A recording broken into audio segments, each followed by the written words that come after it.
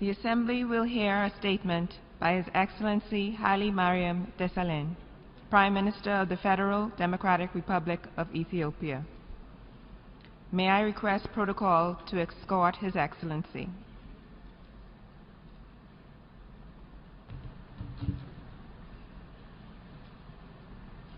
I have great pleasure in welcoming the Prime Minister of the Federal Democratic Republic of Ethiopia, His Excellency Hailemariam Desalegn. I invite him to address the General Assembly. Madam President, let me at the outset congratulate the President on his assumption of this high office to preside over the 71st session of the United Nations General Assembly.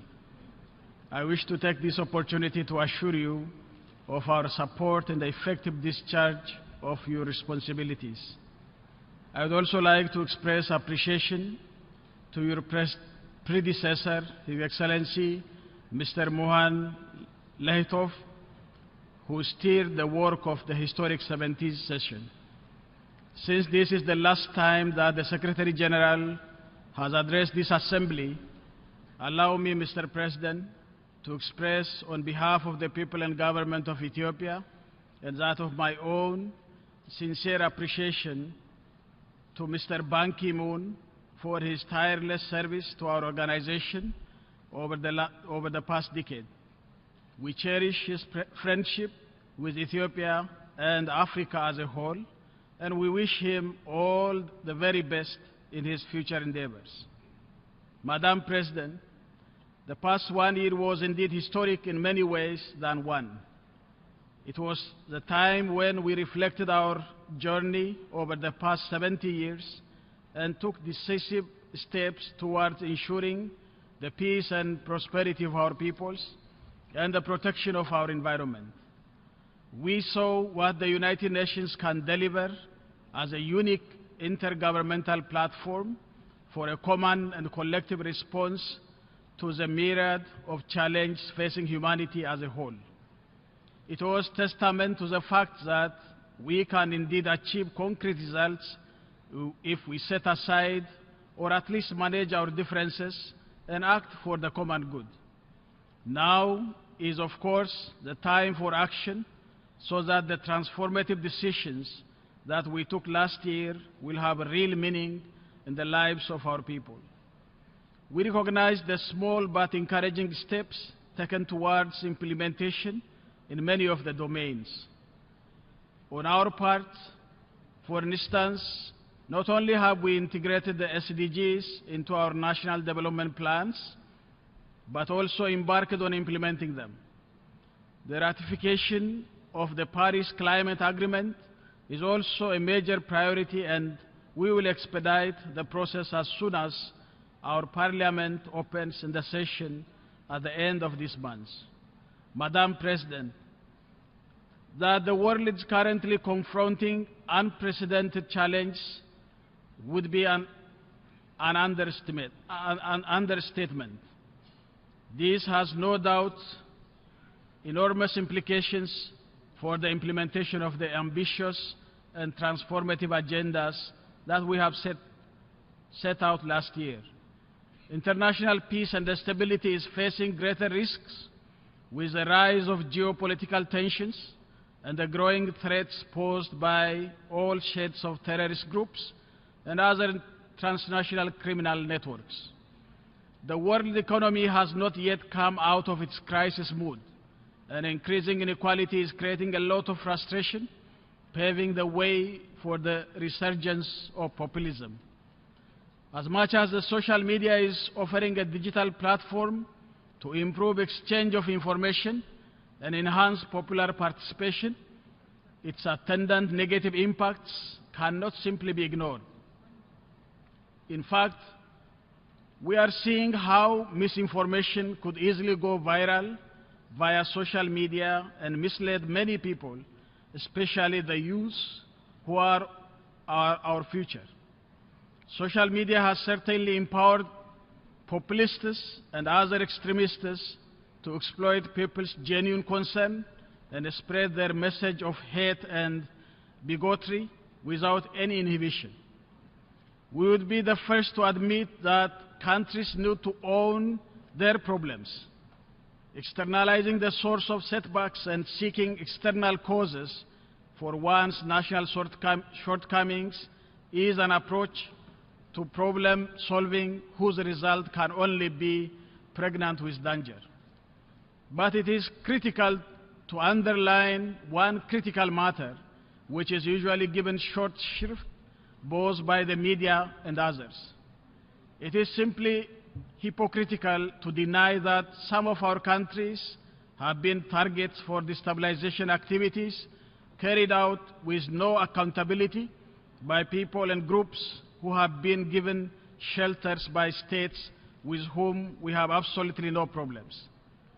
The abuse of the opportunities created by the social media and other media outlets financed by friendly governments has become so blatant that it is downright foolish to deny that this has no implications for the respect of the human rights of our people, and that it does not undermine our capacity to ensure that a high standard is maintained by us in this regard.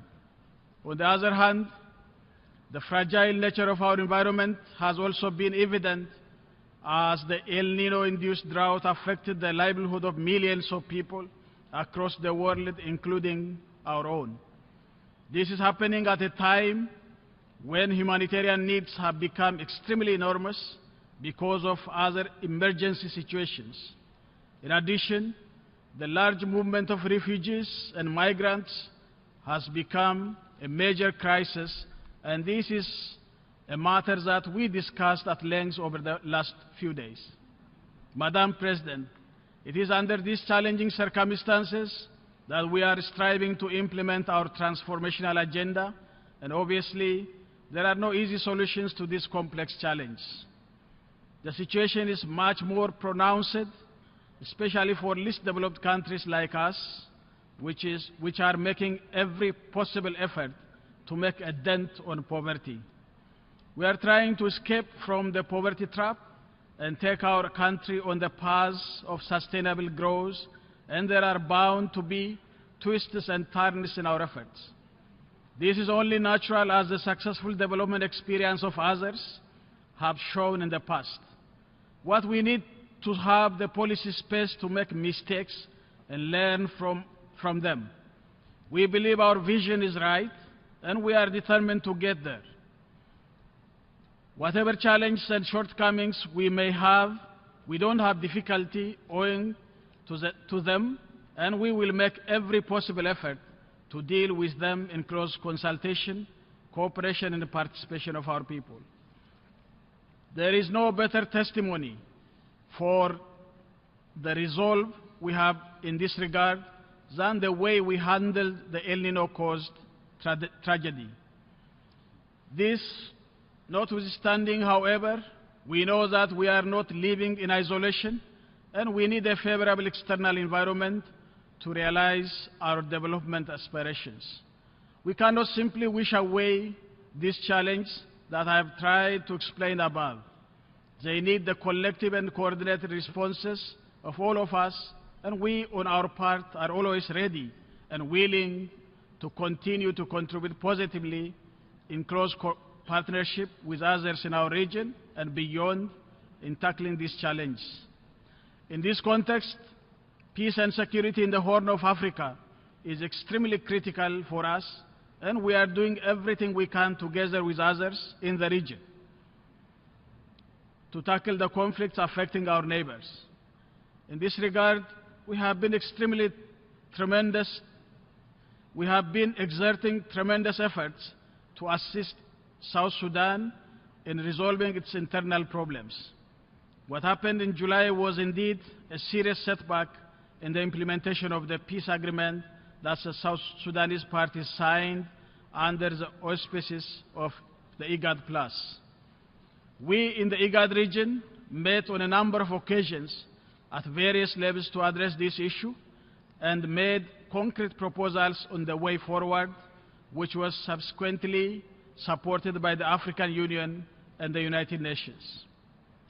We have all the confidence and hope that the South Sudanese parties will heed the call of the region and the international community and restore peace for the sake of their own people who have suffered so much, as well as for the security and the stability of our region. In addition, we have also been exerting efforts to fight terrorism and pacify Somalia. In spite of so many challenges that still persist, Somalia has indeed come a long way. The symbolic significance of the IGAD Extraordinary Summit held in Mogadishu recently cannot be overemphasized. Who would have thought that this would be possible only a few years ago, but Somalia has defied the odds. We hope that a smooth conduct of the election in the coming months will consolidate the gains made in recent years and lay the foundation for a peaceful and stable Somalia.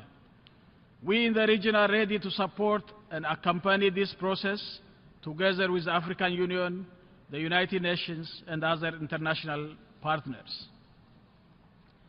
Madam President, Ethiopia is indeed honored to be elected as non-permanent member of the United Nations Security Council for the term 2017-18. Let me take this opportunity to express our profound appreciation to all the members of the United Nations for their support and confidence.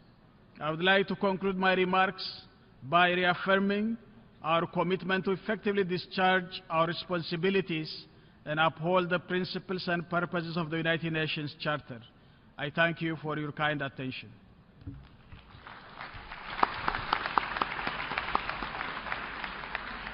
On behalf of the General Assembly, I wish to thank the Prime Minister of the Federal Democratic Republic of Ethiopia for the statement just made, and I request protocol to escort His Excellency.